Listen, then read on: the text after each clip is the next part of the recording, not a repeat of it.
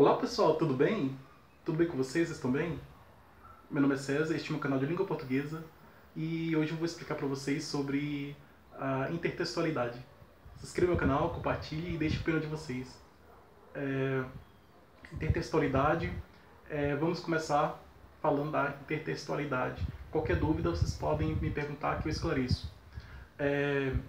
Intertextualidade é a relação entre os textos, a relação de um texto com o outro. Por exemplo, você pode fazer essa relação, essa intertextualidade dentro da literatura, ela está presente, ela cria a relação de comparação, né? A relação de comparação. Então, ela surge, a intertextualidade na literatura, ela origina a literatura comparada, né? Que é a comparação entre as literaturas, né? Fazer a comparação entre as literaturas, a literatura comparada, que você faz a comparação. A intertextualidade pode estar entre os textos científicos. Um texto de um cientista, ele pode ser comparado com o texto de outro cientista, um artigo científico, pode ser um artigo científico de um cientista, pode ser comparado com outro artigo científico de outro cientista. Um texto jornalístico, né, no jornalismo, um texto jornalístico, uma notícia, um texto que é uma notícia de um jornalista, pode ser comparado, esse texto de notícia de um jornalista pode ser comparado com o texto de outra notícia de outro jornalista. Então, principalmente se estiver falando o mesmo assunto. Então, essa intertextualidade, é a comunicação entre os textos. É a relação entre os textos, a comunicação entre os textos. Então, por exemplo, na literatura, o tema do amor. O amor está presente tanto no romantismo, né, no romantismo em que os escritores eles escreviam livros que contavam histórias de amor, criavam textos que falavam de amor, como também no trovadorismo, em que tinha os poemas as cantigas, cantiga de amor, cantiga de amigo. As cantigas de amor tinha o homem que era o vassalo, né, que o homem que tinha relação de vassalagem, né, que o homem era o servo e a mulher era a rainha, valorizando a mulher, essa mesma valorização que tinha no romantismo, né, tinha também no trovadorismo. A espiritualidade, a religiosidade, também é uma característica que está presente tanto no trovadorismo como no romantismo. Então, e principalmente o amor que também está presente nos dois, no romantismo e no trovadorismo. Já o tema do descobrimento do Brasil, o tema do descobrimento do Brasil está presente no modernismo e também no romantismo, porque muitos autores do modernismo criavam em suas obras literárias, falavam da descoberta do Brasil, do descobrimento do Brasil. E esse assunto também estava presente no romantismo, que também tinha preocupação com a nacionalidade brasileira,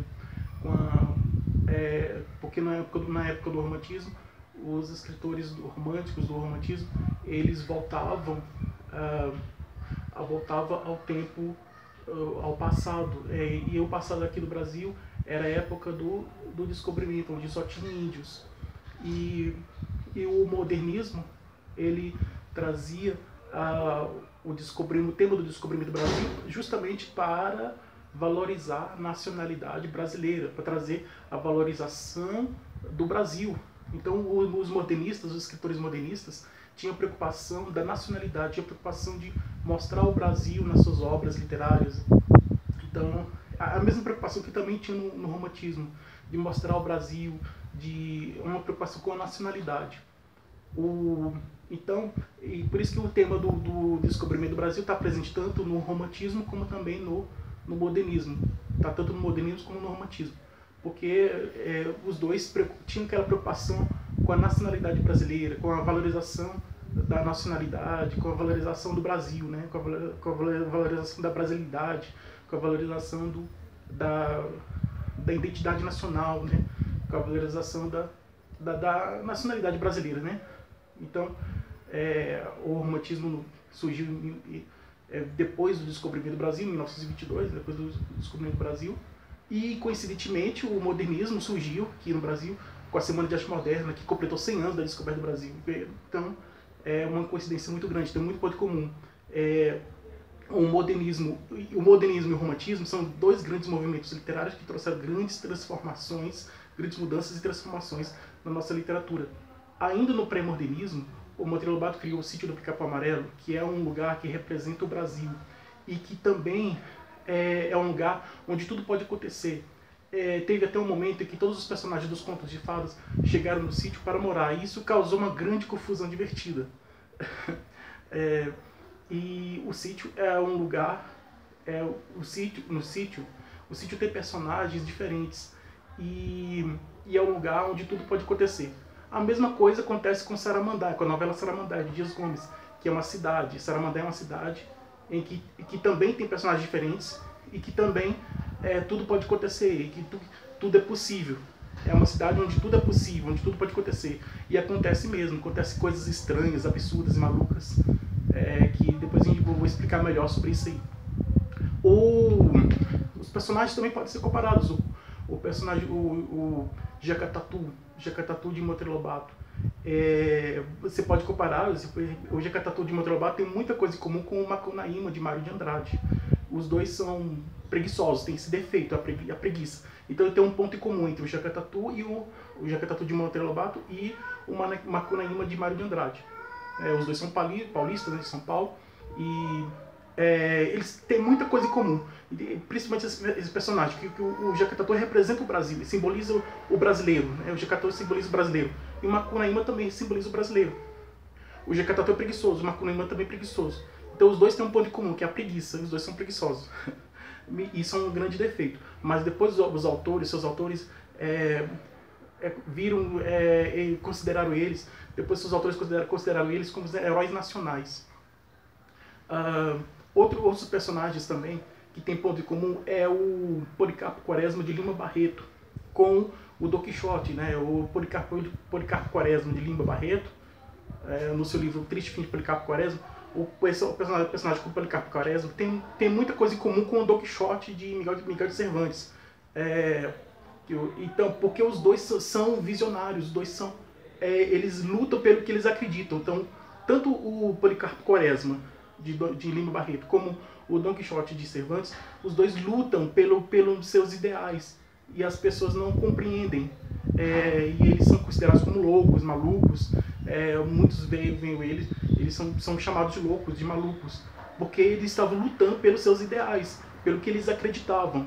E como as pessoas não ao redor delas, as pessoas ao redor deles não compreendiam, chamavam de ele é louco, ele é maluco. Então tem muita coisa em comum entre esses dois personagens, o Policarpo Quaresma de Lima Barreto e o Don Quixote de Cervantes. São os pontos em comuns que existem entre eles. Então a literatura comparada, a gente pode fazer várias comparações. A gente pode fazer comparações entre os temas, podemos fazer comparações entre os personagens. Os temas são os assuntos das obras, né?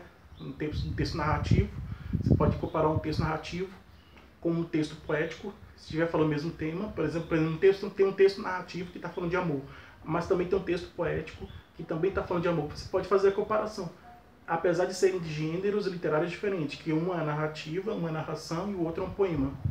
Podem ser feitos com o mesmo gênero literário, dois textos narrativos ou dois poemas.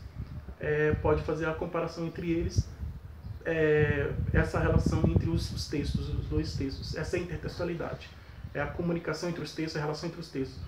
Pode ser do mesmo gênero literário ou de um gênero, de um gênero literário com outro gênero literário.